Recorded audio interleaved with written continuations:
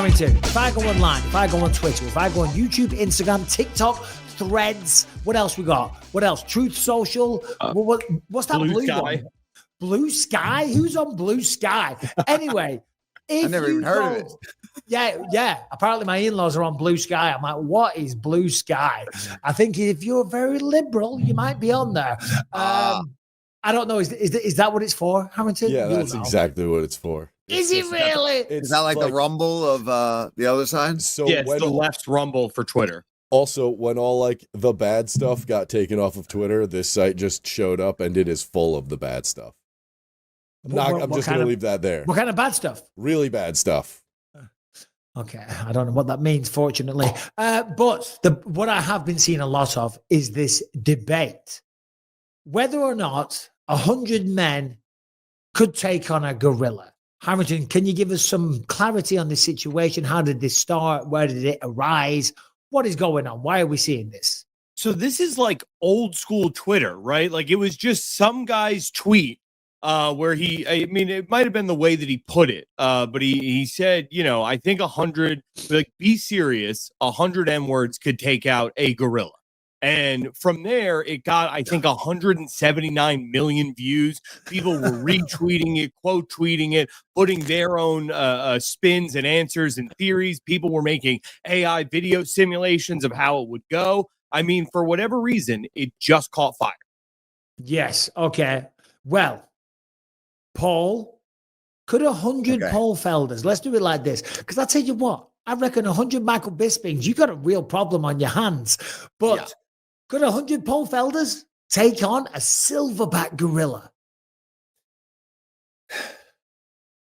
I got to say, and I know Brian is going to disagree because we were talking a little before. I think 100 men that are willing to die and go in there and fight one gorilla could take out one gorilla. Okay. Hold on. Let me have my take first, Brian.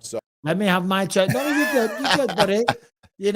Namesake of the show, been here for 15 years. Let me have a take. If you all attack the gorilla at once, yes, that's going to be an issue. But a gorilla with its ferocity, its power, its speed, 2 or 3 humans going at once, because 100 people can't get hold of it at once. So like a blaze of aggression, they would take out multiple humans. You know what I mean? Multiple Michael Bisping's would hit the deck, the canvas, they would have their heads ripped off. But at what point does the gorilla start to get tired?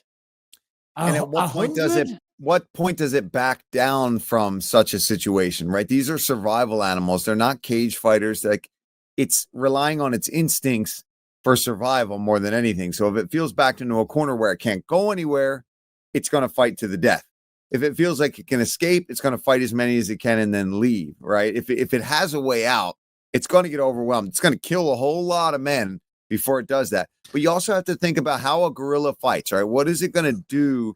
I know they rip your nuts off, like they get violent in there, and they're just monsters of an animal. But I think 100 of any, like, no, obviously not 100 poodles is going to take out a gorilla, but I think 100 men grabbing at its neck, poking its eyes, trying to rip its own nuts off is going to be able to win. Two things, and then Brian, I'll let you jump in, buddy. 2 things real quick. No, jump nuts on, Brian. Off, bro. Yeah, I was going to say, why do you keep going for the nuts? Am I wrong, Brian? Have I heard that they'll, like, when they fight to the death, like they'll rip your testicles off. It's like a dominance thing for primates. Yeah, they go for the genitals. So wear a cup. You wear a diamond cup in there, you might be all right, Mike.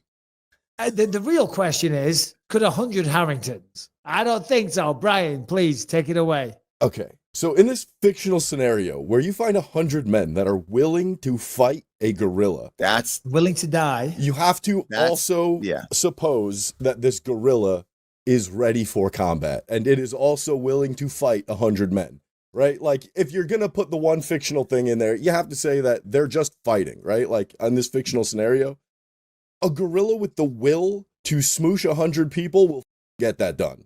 Because it's going to eat, it's going to be biting your face. It doesn't even need to punch or do like fancy fighting shit. It just needs to grab you, squeeze, and throw you. No. I agree, Brian, but Yeah. I think the real issue here, though, is cardio.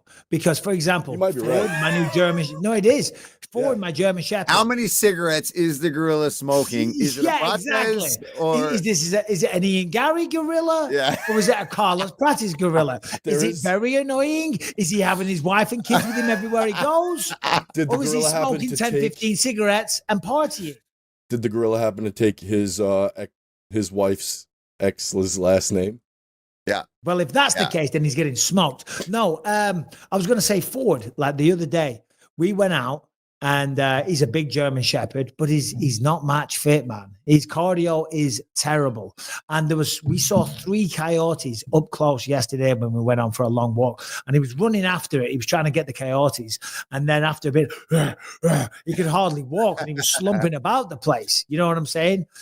It doesn't matter how good you are. When you get tired, you are destroyed, whether you're a human being in an MMA fight or a gorilla taking on 100 able-bodied men. At some point, you're going to get tired, and I'm going to go for his nuts. I'm going to bite the gorilla's nuts off.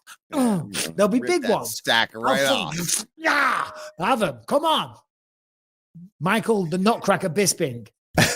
Yeah, I don't know. I mean, I do think the same thing. I think that just if the men are willing to really go all at once and just overwhelm him, eventually he's gone. Something's going to happen. But the real question, and I think Brian might agree with this too, is the other side of devil's avocado on the situation would be, how do we kill him? Like if we're fighting to the death, I don't know. I mean, guys are breaking their hands even trying to kill this gorilla. If you're hitting him in the head, naked choke a gorilla. Well, like, the neck is that's huge. the thing.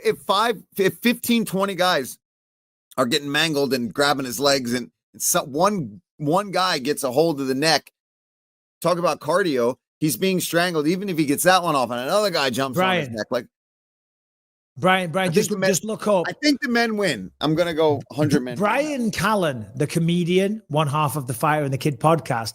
Just look this up, Brian, on his Instagram, because he actually did a video. He's like, "Oh, so me and my friends are Brendan Sharp, Joe Rogan, such and such and such," and he goes through on how it would happen and all the rest of it. It was actually really funny. Brian Callen is absolutely hilarious. Yeah, he's funny. But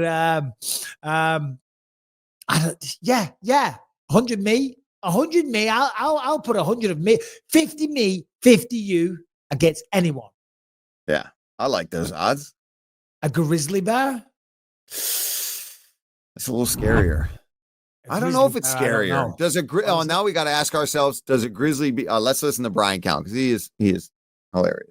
Human brain in each animal's skull, okay? And I'm going with gorilla, and as his coach, here's what I'm saying. Gorilla, good news. You got better cardio. Better news, you have a stronger bite force than tiger, lion, or bear. We are looking for sprawls and guillotines if the animal goes low on you. Remember this, okay? Now, if you're going for guillotine, if you're going for choke, and you miss and he bites your arm, like that, don't worry. All you got to do is bite him right back on the top of his neck, take the other hand, get into the meaty part of his throat, and pull it out. If the tiger's dumb enough to launch straight at your throat, like in the air, all we do is we meet him halfway, boom, with a Muay Thai elbow, right? And you can also throw a right. Remember, these guys only have hooks. That's how they're built. They leave themselves wide open.